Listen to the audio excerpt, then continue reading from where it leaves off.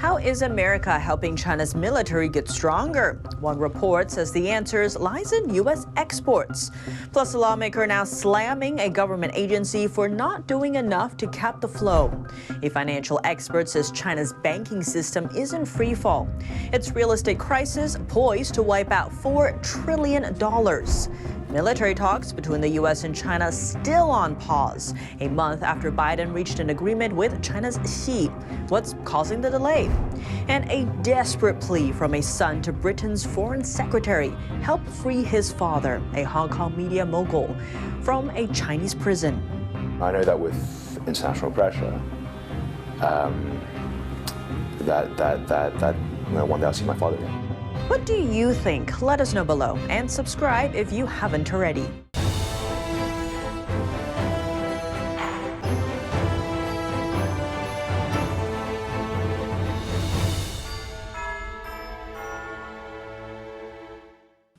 Welcome to China in Focus. I'm Tiffany Meyer. A new report shining light on a big concern: the flow of U.S. technology to China and how it could be helping Beijing advance its military. House Foreign Affairs Committee Chairman Michael McCaul released the report, accusing a key U.S. government agency of not doing enough to stop the flow. The agency is the Commerce Department's Bureau of Industry and Security, or BIS. It's key to U.S.-China competition because it controls whether or not China can get its hands on U.S. technology through export restrictions. American companies looking to sell technology to blacklisted Chinese companies must apply for a license from the Bureau. McCaul argues that the agency approves most of those requests. From January to March 2022, the BIS denied only 8% of license applications for blacklisted Chinese companies. The report says the flow of U.S. tech to China is, quote, giving our adversary militarily useful technologies. Examples include Chinese tech giant Huawei and SMIC, one of China's largest semiconductor makers. Both are tied to the Chinese military and are sanctioned by Washington. The report says from late 2020 to early 2021, BIS approved $60 billion worth of licenses for Huawei. The agency also approved $40 billion worth of license for SMIC. Besides approving license requests, McCaul's report also found the U.S. has struggled to track what the technology was used for after it was exported. Between 2016 and 2021, the U.S. had 2 export control officers in China. They likely verified less than 0.01% of all licenses. Commerce Secretary Gina Raimondo has been asking for a larger budget for the BIS. In an interview with Foreign Policy, she said the agency's budget is similar to what it was a decade ago, yet it has to process twice as many licensing requests now. NTD reached out to the Commerce Department for comment but did not hear back before airtime. Are U.S. sanctions falling short? Reports say mysterious ghost fleets are helping countries like Iran and Russia dodge the rules, and that these elusive ships are used to sell oil around the world. But who else is reaping the benefits? NTD's Emma Shi has more.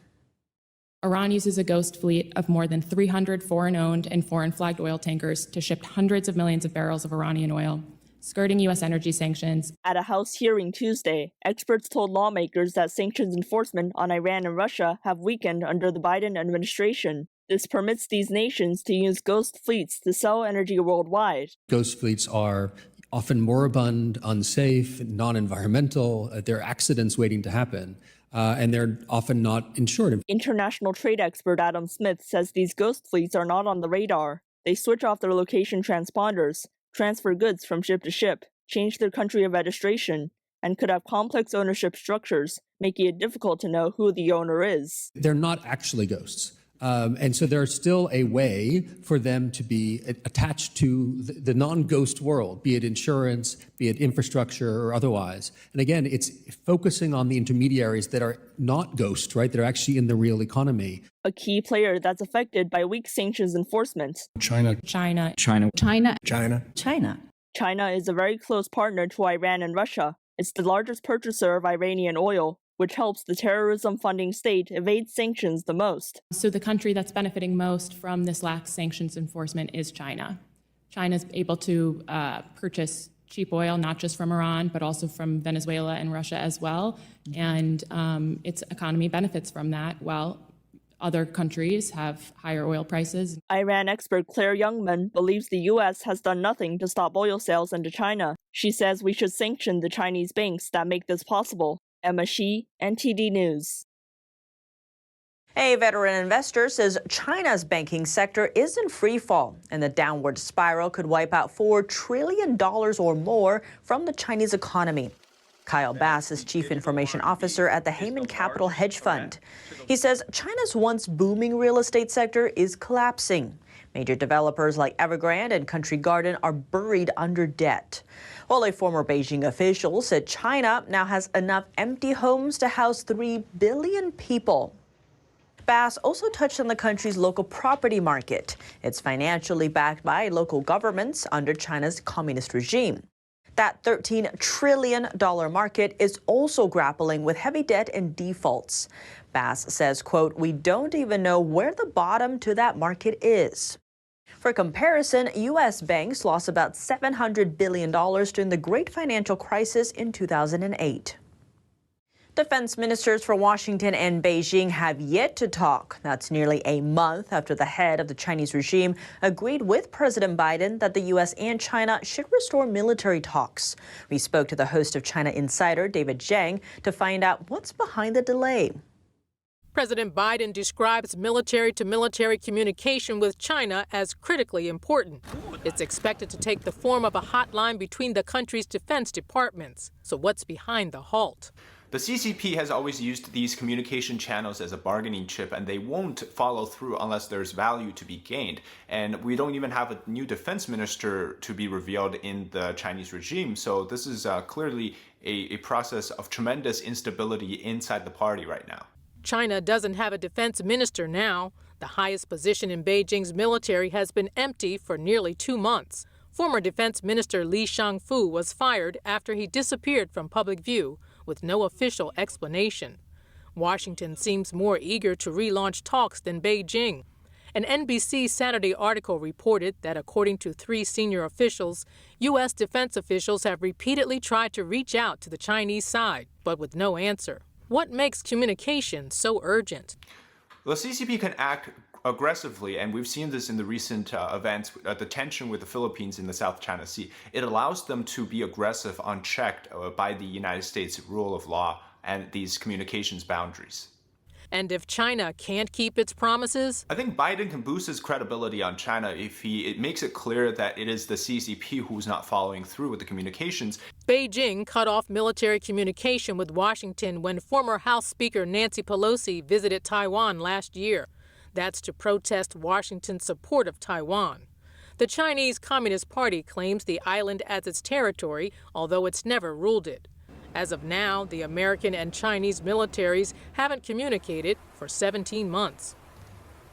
Chinese citizens are flocking to buy up hard assets like gold. Gold futures rose to record highs last week. The price of gold jewelry in China has also skyrocketed, reaching up to over $2,400 per ounce, marking a historic high. China's struggling economy is being hit hard with deepening deflation. Last month, consumer prices saw their steepest drop since the pandemic. That's according to data from the National Bureau of Statistics, meaning Chinese consumers have reduced their spending amid economic uncertainty. The price plunge sparked calls for Beijing to act and boost demand. Chinese officials are expected to meet this month to talk about the economy and publish new plans for economic priorities. Chinese fast fashion brand SHEIN has managed to outpace Zara and H&M. Despite allegations over plagiarism and forced labor, the company's low prices continue to draw shoppers en masse. But how does SHEIN's production cycle work? A July lawsuit in California revealed SHEIN's use of AI and a special algorithm used to scrape the internet for design ideas. And another key part of the strategy, tapping a network of largely China-based suppliers. That's in light of accusations SHEIN uses Uyghur forced labor in the Xinjiang region to make its cheap apparel. Recent import records show virtually all of SHEIN's products imported to the U.S. came from China. A desperate plea for help from the UK. On Tuesday, the son of imprisoned Hong Kong pro-democracy activist Jimmy Lai met with Britain's Foreign Secretary, urging the diplomat to help secure his father's release. The 76-year-old British citizen has been in detention since 2020, and he's facing a litany of charges, which could land him a lifetime prison sentence if he's convicted. NTD's Sam Wang has more. Known for his fierce criticism of Beijing, Jimmy Lai was once the richest and most prominent activist in Hong Kong's pro-democracy movement. But after spending years in prison, Lai's son Sebastian is leading an international campaign to save him. He's a man who, as a child, as a 12-year-old, escaped from China to Hong Kong and fell in love with the freedoms of Hong Kong. He built a business empire, built a lovely, happy family. But he decided to sacrifice all these things that he had. As the Chinese Communist Party began to tighten its grip on the city, Lai's tabloid Apple Daily became the leading source of support for Hong Kongers who were seeking freedom and democracy. But the once popular outlet was shuttered with force in 2020 after authorities raided its headquarters and arrested several top executives, including Lai himself. By putting my father on trial for these things that are that used to be very much legal, journalism, pro-democracy protests, freedom of speech, they are essentially putting their own freedoms on trial. Lai is facing charges under the draconian national security law Beijing imposed on the city. It's largely seen as a way to subdue the CCP's opponents outside its jurisdiction. The measure led to the arrest of more than 200 people, including several Hong Kong lawmakers and many prominent pro-democracy activists. Sebastian told AP News that his father likely won't get a fair trial, but he's hopeful that Britain will work to secure his release. There's 3 government-appointed judges, and there's no jury. The security minister boasted of a 100% conviction rate. This is not going to be a fair trial. But I know that with international pressure, that one day I'll see my father again. In response to Sebastian's meeting with the diplomat, China accused the UK of meddling in its judicial procedure. That's despite Lai himself being a British citizen. Jimmy Lai is slated to stand a long-delayed trial next week. Sam Wang, NTD News. New York-based performing arts company SHEIN facing major hurdles in a U.S. allied nation. Investigations reveal the Chinese Communist Party's global influence efforts are behind a sabotage campaign, and Washington is taking note. Here's more. An influence campaign targeting an American dance troupe. Major theaters in South Korea are refusing to host SHEIN, a New York-based performing arts company. While in Korea, we found that the Chinese embassy in Seoul has been pressuring venues and government officials alike to turn down this show. Now, this decades-long interference by the CCP is getting the attention of lawmakers in Washington. Knowing or suspecting that it's linked to the Chinese Communist Party and officially through their embassy is not surprising, but it remains reprehensible, which again goes to the reason why we should all be working together to oppose the Chinese Communist Party at every single level. The Chinese Communist Party is literally afraid of free expression. The thing they fear the most is their own people's freedom. Touring hundreds of cities worldwide, SHEIN's mission is to offer a glimpse of China before communism, presenting the American ideals of freedom of speech and freedom of belief for the world to see. I would hope it would be a wake-up call to South Korea that your economic ties are not as important as your freedom and democracy. I think they should take a strong look at the attempt to basically cancel the culture of China prior to Chairman Mao and communism. The problem is the world does need to know about what China was before the Communist Party took over, and you always choose freedom. You always choose openness. So I hope they'll resist and say, no, we have a right to allow those performances to go on, and they should go on. The Chinese Communist Party has been mobilizing its embassies worldwide in an attempt to sabotage this classical Chinese dance show. Despite the malign efforts of the CCP, Shenyun continues to perform around the world. That's all for today's China in Focus on YouTube. We're now sharing a shortened version of our program here after being demonetized for more than 2 years. If you'd like to support us, subscribe to our partner platform, Epic TV, where you can watch our full episodes, or consider donating. Find us at donorbox.org/China-in-focus. Here's what to look out for in our second half. As U.S.-China tensions heat up, Capitol Hill is abuzz with a pressing question. How can America counter Beijing's rising aggression? This week, a congressional report suggests a bold move, stripping China of the low tariff status the U.S. granted it 2 decades ago. With almost 150 other recommendations on the table, which move will Washington take to keep its edge? And just how crucial is preparing America's financial system in case of conflict with Beijing?